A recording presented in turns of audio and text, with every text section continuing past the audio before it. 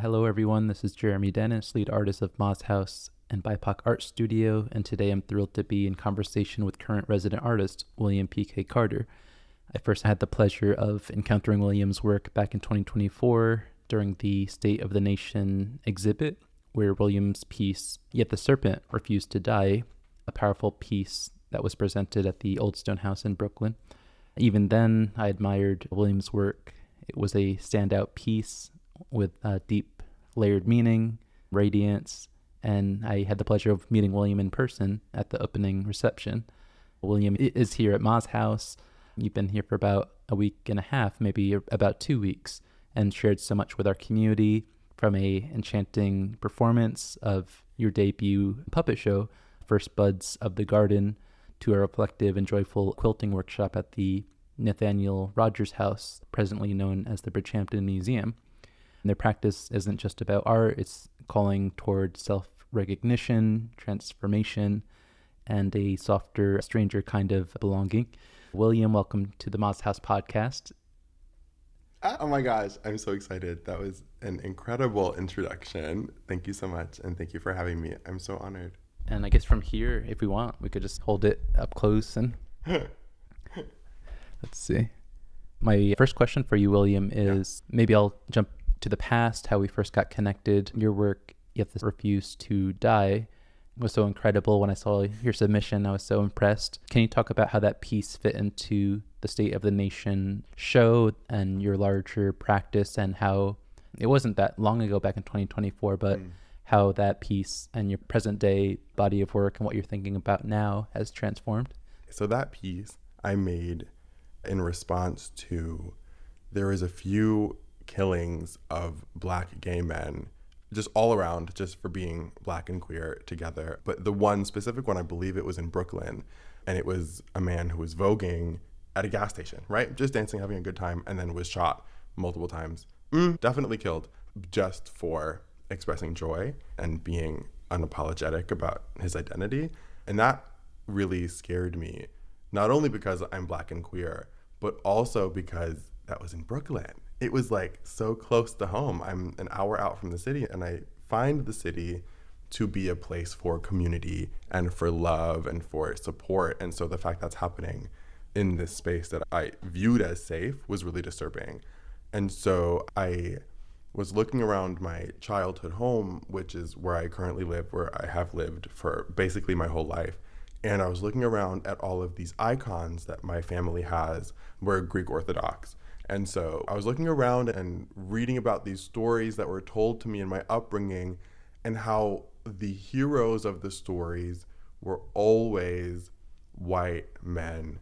Even though there are so many more people in the world, there was always the hero of the story was the white man. And not only that, the villains were usually creatures. They were beasts, they were snakes, they were monsters, they were dragons, they were serpents. And these creatures that I would see as beautiful and colorful were used as these demonizations of identities that I hold. Like all of these stories about killing these serpents was an allegory for the devil, which is an allegory for sin, which is such a broad term used to describe any sort of identity or behavior or feeling that is not conducive to whatever religion is being talked about. And so I was thinking about how I normally would identify with these more beautiful creatures, these feathered, scaled, furred beasts, right? That are shown to be these demons.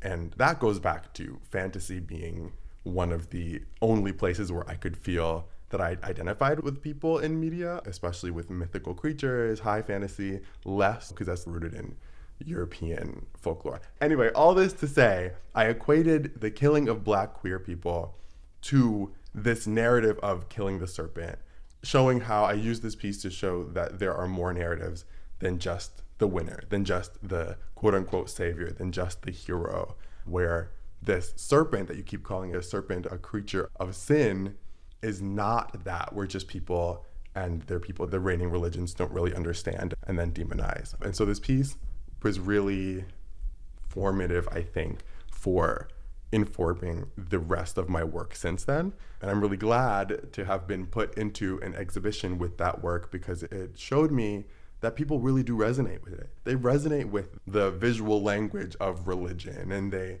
resonate with feeling like they are more than just a human person, feeling like there's bigger, beautiful creature, colorful.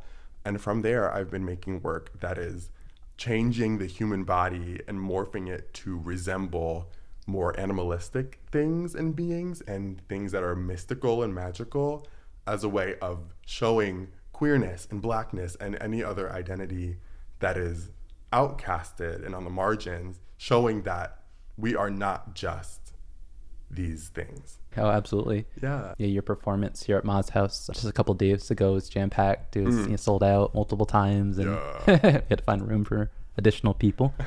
Speaking of which, your performance, the title again is First Buds of the Garden. It was, as you said, so full of fantasy, emotion. I like how your piece in 2024 dealt with memorializing a passing, and your performance also dealt with death and resurrection and seeing life after the fact. And I wanted to ask if there was a moment where there was a seed moment or resurrection moment that brought all the different characters in that performance together, just because at the end you gave a little bit of an artist talk and described how they're all different facets of you, but do they all come together at a certain point, or do they all have a presence? I think that in the way that as we grow, we're just adding on more things to who we used to be. And in that same way, all of my puppets and all of my pieces are of the same body, whether it's a body of work or my own body as the artist. They are of that same identity and that same being, and they are just different iterations and different facets of that same thing. And so it's really easy for me to connect all of my work together, not necessarily in a linear sense, but in an iterative sense of this comes from this one, and then this one evolves and transitions into this one, but they are all the same. They are all of the same creature, thus showing the multitudes of the individual, which I really love. Exciting thing as the artist to keep in mind, because I used to think that I had to make something new and different every single time. I feel like that is the pressure of especially studying art in school. But now being an actual practicing artist, I'm really excited about doing the same things over and over again and exploring the same theories and ideas in multitudes of different ways, but staying on task. So it's like having a stationary object and then walking around it and seeing it from all angles. So I'm just going to keep making these works that are iterative of each other until I find that I have explored all there is to explore about that body, and then maybe I'll move on. But maybe that'll never happen. Maybe I'll just keep finding new ways to look at my work and my subject matter. Yeah. Absolutely. You love that explanation. And as you said, during the end of the performance, you were saying the more particular or the more specific, the more universal and the more relatable the art can become.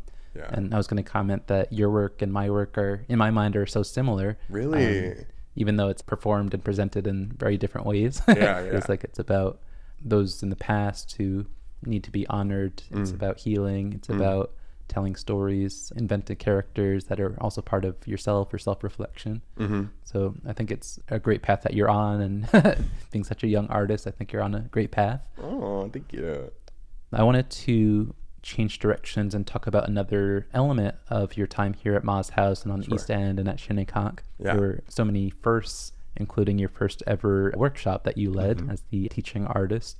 Your quilting workshop at the Bridgehampton Museum was very technical, a lot of steps. I think there was even a step that you said that you invented as a way to do your own sculptures. I wonder if you could answer the question about just materials. They're playful, they're shiny, they're fashionable. I think there's glitter in there as well. Can you talk a little bit about when you go shopping or when you recycle or when you go thrifting, what kind of materials speak to you and why? That's a really good question. I feel that my practice is really based on tactility and feeling, especially as a quilter. Quilts are traditionally meant to be put over the body to keep warm, to touch, to feel, especially quilts that are made by loved ones or family members. The feel of it is so important because it's almost like you're being hugged by that person who made it or by the person who bought it for you. And so when I find materials that I really love, it's usually things that remind me of people that I love. And so I tend to go for patterns and materials that would feel like they were, like couch upholstery or old linen sheets or something like that. My grandparents have been so active in my life, and their aesthetics have been passed down to me, which I really love. I try my best to use a multitude of different textures and materials, especially because fabric is expensive. And so I'll take what I can get. I like to go thrifting for old sheets and tablecloths and curtains. And you know what I really love to do? I love to get baby clothing, because I was doing this project in college where I used my old baby clothing and I ironed them and cut out pieces of the fabric to make a bigger quilt. And then as I ironed, it released the smells of all of the products that my mom used on me as I was a baby. And so I was like ironing and smelling all of these like nostalgic smells. And so now when I work with other people's repurposed or thrifted or gifted clothing and baby clothing, I can smell the care that was put into them, and I love that. But honestly, I work with all types of fabrics and materials, because who am I to say no to getting something to work with? Every new thing is a new challenge to learn how to work with. Also, feathers, very important. Feathers are so important. I would say feathers and glitter are the two most prevalent things in my work, just because of how they move and how they reflect light. I think those are gorgeous. Yeah. Definitely. And on the podcast, I always love to shout out when there's other visitors, other contributors, other resident artists. Yeah. And that's one thing that you and Chris Waymeyer, one of our alumni, had in common. Yes. So I think Chris was doing baskets. They were, I don't know if I am going to make people sad, but we used to have chickens. They're also deceased at this point. Very sad. And I think Chris made a point to collect some of the feathers, clean them, and incorporate them in the weaving. I wonder if you could talk about feathers in your work, but also the paper towels that you use as well. But I'll start with feathers. I think that the quality that feathers bring to my work is that it's something that I really can't control. I can't control how a feather is going to move in the wind, because I can't control the wind. As much as I may try, it's always going to act or move differently than I expect. And I need that as somebody who is very controlling over my work. I would love to have a charge of everything that happens with my work. It's nice to step back and let the materials just speak for themselves and let them move how they're going to move, and then allow me to then, in response, find different ways of using them, which is really valuable to me as like a balance thing. Yeah, I also think that feathers are very queer. There's something about them, whether it's because they're used in drag performances a lot and burlesque performances, and those are really a lot of the outward-facing expressive art forms that I have been loving and pulling inspiration from, but just also the idea of plumage and displaying some sort of color or brightness or status with adornment, with stuff that is on your body, over your skin.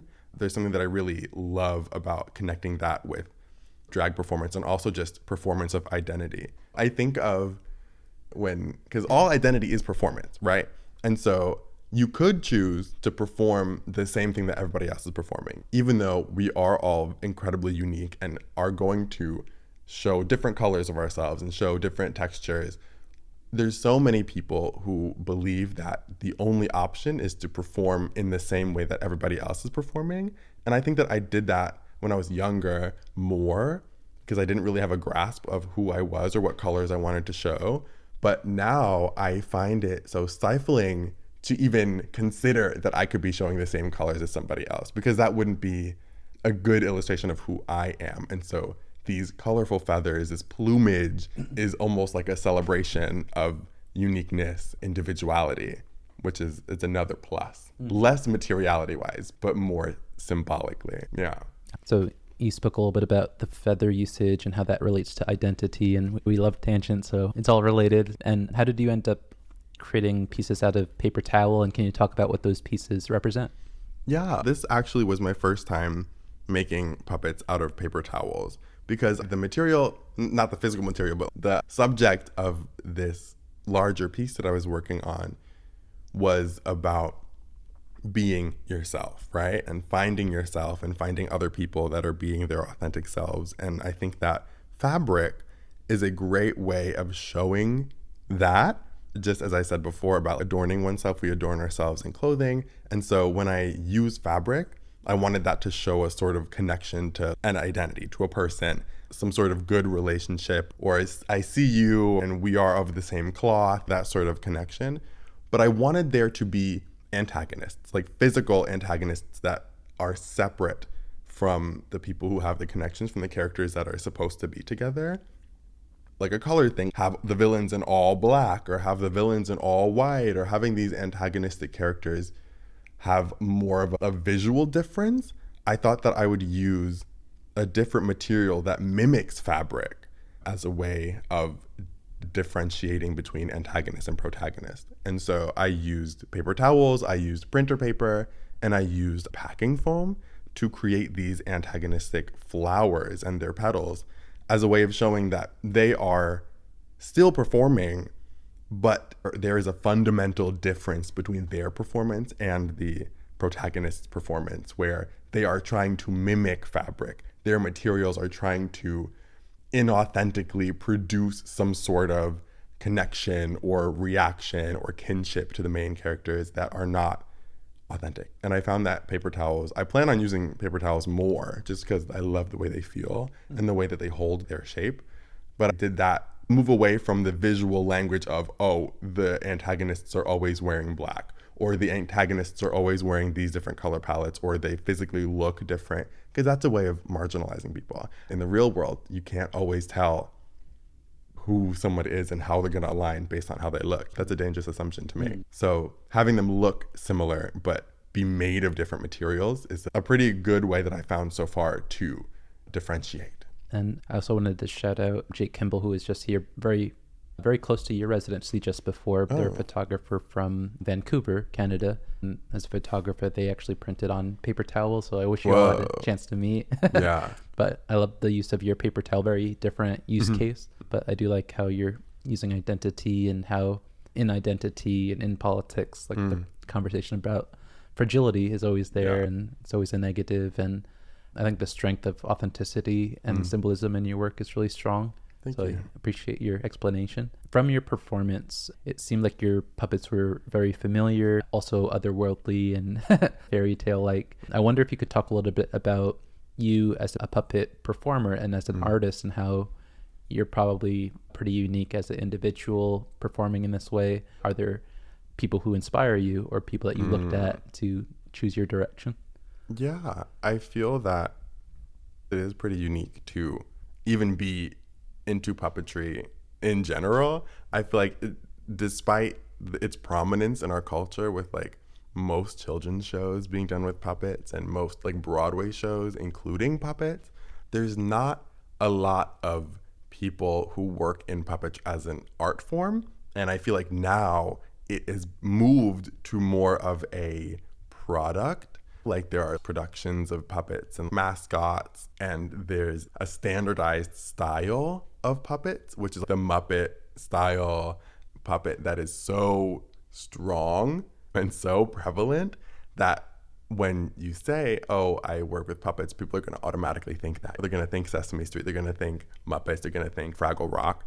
But that also allows for so much uniqueness, subculture, because of how strong the dominant culture is. I feel that every day I meet another artist that is so close to getting into puppetry, but they don't have that knowledge of, oh, I can actually do what I want to do with this medium. It doesn't have to look silly, it doesn't have to be goofy. Like, it can be a serious sculptural, artistic piece in the medium of puppetry. I find it to be a beautiful middle of theater and fine art, because I did all of the above in school. I was singing, I was doing theater, I was doing art, and towards the end of my high school career, I was like, okay, so I need to choose one, right? Because I've been doing all of this, but like, how can I do all of it actually? And so I let go of doing these other things, like performing that I really loved and singing, and then I refound it once I got my footing in the art world. And I was like, wait, okay, so I can combine everything that I've been doing already and channel it into this one art form, which is puppetry. It feels very all-encompassing, very broad. As for my inspirations, I have to give a shout out to Ash Winkfield. Z is one of the people who has brought me into the puppet world, into the puppet scene in New York City.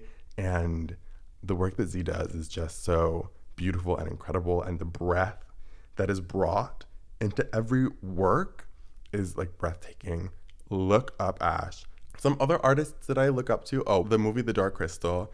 I used to rent that movie from Blockbuster, rest in peace Blockbuster, like every other weekend when I was a kid, when I was younger. That is ingrained in my mind. That's like a fantastical puppet work that isn't in the Muppet style, despite being made by Jim Henson, who also did the Muppets. It is a very unique piece of media that is incredible, and I recommend looking that up too. Singers. I love to deep dive into singers' discographies and find how they describe their feelings, and then it translates in my mind into physicality, into sketches, into colors. And so I love MNEK, MNEK like the letters.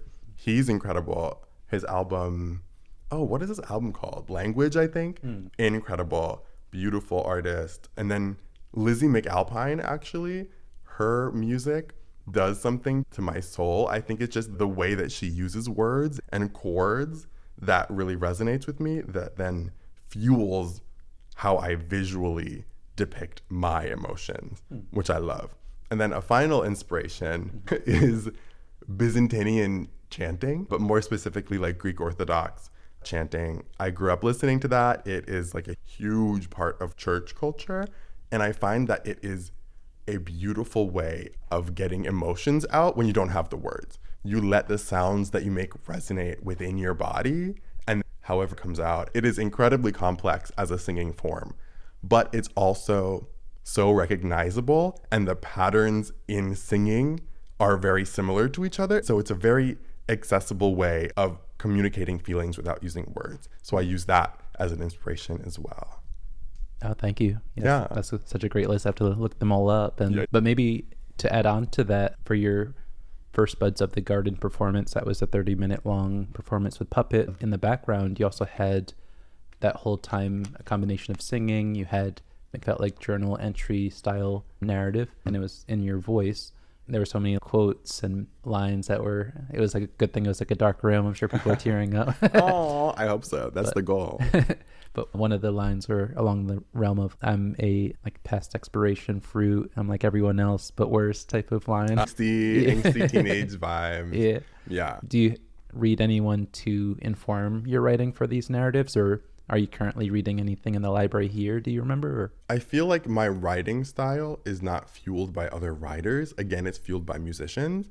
And so a lot of the time I will write words that could very easily be put into songs. Let me think of any more musical artists that I love the writing of. And that'll be going in the back of my mind. For the library here at Moss House, I've been actually using a lot of visual inspiration from pictures. So I haven't been reading words very much, but I've been collecting all of these images and silhouettes and textures and colors that I really love. And that comes out in my use of feathers. And I'm going to be getting into beading now, which is very exciting because I haven't beaded before because I haven't had the patience. But seeing how it can be done so well and so beautifully, I'm ready to get into it. And it's like a checkbox or confirmation. It's like a new practice that you learned coming to Moss House. Yeah, exactly. Transformation. For your performance for the First Buds of the Garden, it was the debut here at Moss House. I wanted to ask, you were working right up to the minute of the performance. You had some helpers. Was that your main focus, what you were working on the whole time here at Moss House for the past like week and a half up to it? Or what was your kind of game plan in terms of studio time? A designated studio, I will set up tables, like folding tables in the living room and be like, okay, nobody walk over here. There's pins everywhere. You're going to hurt yourself. Just go like via the kitchen if you want to go to the dining room. But I knew I wanted to make the most out of the time and the space. And so I didn't follow a set plan for, this day I'm going to do this, day I'm going to do this. I really did just experiment with what I could do with space. And so I have begun a patchwork quilting project, and then I pivoted to developing my hand quilting skills in preparation for the workshop. And then after that, I really buckled down and worked on puppets. But even then, I was experimenting with different materials that were accessible. I was experimenting with size, because I can only work so big at home without it being a nuisance to my family. And so I monopolized a few tables in the studio, which is really nice to find the flow of how I work. I've learned a lot about my process via working on all of these surfaces at once. And within all that, I've been doing a lot of administrative work in my practice, where I was documenting what materials I used and where I can source them. I was also changing the way that I organize my things, seeing this house and Ma's house and the studio so well organized and so functionally thought through. It really helped me like collect my own thoughts and collect my own materials to be like, okay, so if I'm going to be successful, and I guess ergonomic is the word, I'm going to have to change the way that my home studio looks and the way that I organize my things. Your family's so supportive. They drove all the way from Hudson Valley here to Southampton for your performance, also dropped you off. Yeah. And I guess they might pick you up at the end. Oh. That's so incredible. Yeah. I think one thing people who didn't make it to your performance heard is that both of our mothers have the same birthday. Oh my God, yeah. So, yeah, we have the same mom, actually. I did believe in astrology before hearing that. There must be something real to it. They're very similar. Yeah, They're supportive. very similar. Yes. Yeah. Can I talk about my parents for a little bit? Oh, please do. I love my parents so much. They have supported me through literally everything. I say it all the time, and I will never stop saying it, but they are the reason why I'm able to be an artist and why I'm able to spend almost all of my time focusing on my practice and not having to worry about, oh, I have to pay rent, or I have to go buy groceries, or I have to housekeep. I really can focus on my work, and I'm very thankful for them not only allowing me, but like actually being so passionate about my work as well. And I think that comes out in my work too, because a lot of my work is about me and my parents, or about things that we've all experienced, or things that they have experienced that then through them I have experienced. But I love you guys, parents, Gary, Sean, Carter. You guys are my rocks. Also, I'm really happy that I don't have to force them to come to all my stuff, because they want to, regardless. And I think it helps that I'm an only child, because there's no other children to steal my support. That's so funny, but such a sweet message. And going back to the Old Stonehouse piece that you submitted, when I saw that, I was so amazed. I think it was one of the highlights of the show. I wonder, in your parents' case, do you think that there was a particular piece that they saw and they were like, oh, we have to support our child no matter what. They have to be artists from here on out. Whoa. I feel even like in childhood, they were the parents to make sure that I did everything and tried everything. So they were like, you should try a sport, right? So we tried tennis, we tried gymnastics, we tried basketball, we tried soccer. And not only did they sign me up for these things, but they attended with me. Like my dad and my mom know nothing about soccer, and yet they coached a soccer team when I was in elementary school so that I could try soccer out. Like, I don't even think that there's one moment that they saw and was like, no, like actually we need to buckle in and support this kid, because I think that was there from the jump. That was there from the beginning. I've been their priority, and I felt like their priority for my entire life. And so I think it's just because they are so kind and loving and giving that they decided to support me in whatever endeavors I choose. And I think I'm just glad that I'm doing an endeavor that they enjoy, that they love, which is an added bonus. Yeah, absolutely. So wonderful to have that support system. Speaking of which, you have a couple more days here at Ma's house, and then you'll reconnect with family. I wonder, looking ahead, what's next for you? Do you have any upcoming projects, collaborations, residencies, dream performances on the horizon that you want to share? Yes. Oh my God, there's so much cooking. It's really overwhelming, actually, about how many people I'm in contact with about a bunch of different things and different projects. But I think that's a really good problem to have. Like, I'd love to be overwhelmed by all of these things that I'm doing, because that means that I'm working, right? But coming up, I'm actually a fellow in the Ann Street Gallery Emerging Artist Fellowship, which is in Newburgh, New York, with Safe Harbors of the Hudson. They are incredible. It's a 6-month program, and we're having a joint exhibition. It's me and 2 other artists. We're having a joint exhibition in September. So it's halfway through our residency or our fellowship. we do a exhibition, and then we continue to work and okay, what worked about that exhibition, what didn't work, what are we going to learn from, what are we going to work on. So that's like pretty soon. But also my dream project that is actually like in motion right now, which makes me like foam at the mouth just thinking about how exciting it is, but also how much work it's going to be, is I'm currently developing a piece entitled Beautiful Without Consequence. And it is a long form puppet theater piece about removing the prey mentality from our identities, our marginalized identities. Because I found throughout this crazy, scary time that we're in, that I do a lot of the oppressor's work for them in my mind, where I let my anxiety run crazy and run wild. And then it turns me into this prey, this deer that it knows it's going to be hunted and thus like prepares itself. I'm preparing myself for death with every like panic attack that I have. So this whole piece it follows a creature that metamorphosizes into different animals that are preyed on in different ways until it discovers that's not the only way that their identity can manifest, and that's not the only physical form that they can take. And so they go from a deer that is hunted and hit by a car to a fish that is caught and released for trying to follow this beautiful lure, to a kaleidoscope of butterflies that all perform their colors for a heteronormative white audience and then start to fall out of the sky from exhaustion because it's not a sustainable lifestyle, to finally they all coalesce to become this walking, living, breathing garden that is communal, that exists outside of the harmful gaze that it used to. And it brings all of the past iterations of itself together to become this garden, to become this lush jungle. And that's going to be a big project to work on, but I have multiple avenues of producing it. And I'm very excited to be pulling all of my different like contacts in the puppet world, the theater world, the art world, and bring them all into this project to have a true like multidisciplinary experience and project that I hope to then tour with and then have live on, hopefully past me. But we'll see. That's like a long game. But I am working on it and it is in production, which is very exciting. That's so incredible. And yeah, congratulations on all your projects and success. Thank you. I wonder, since you have an array of exhibits and openings and performances, what's the best way for people to keep in touch? Is it your website? Do you have a newsletter, or is it social media? I update my website very often with all of my upcoming gigs and events and performances. I also am very active on Instagram. You can't peel me away from Instagram. I love a reel. I love a story. I'm very active on there with sharing what I'm doing. Newsletter, email, or something. Yeah, I like that. I like that a lot. And maybe a Patreon, like subscribe to see behind the scenes. I don't know if that's a market for people, but I am very good with updating my website and my Instagram, if nothing else. All right, perfect. And people can find you on Instagram. Is it Basil Leaf?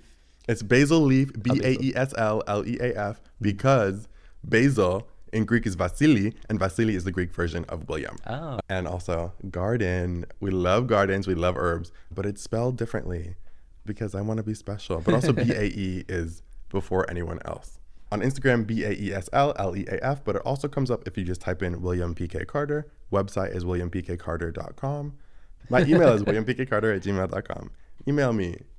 All right, perfect. Gonna get a lot of fan mail soon. Oh, I hope so. Send fan art too. I love fan art. That'd be great.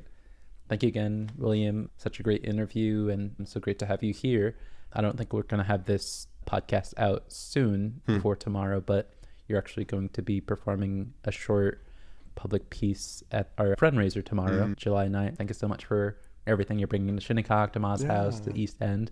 And I'm so grateful that you're here. So thanks again. Oh my gosh, thank you. And can I just say, I've learned so much about myself being at Ma's house, not only from the art and the studio work, but from the community and from your family and from you. I'm so honored and thankful to have been brought in as a small part of this incredibly large and incredibly beautiful community. So thank you. Oh, absolutely. And somehow this is the end of the podcast interview, but somehow we didn't mention Daisha. Oh my God, Daisha Devon Harris. Yeah. Okay. Can we talk about Daisha for 1 second? No! Daisha, I love you. Daisha, I love you so much. I miss you. But shout out from years on. Yeah. Thank you again, William, and everyone should check out your work. Thank you. Love you. Bye.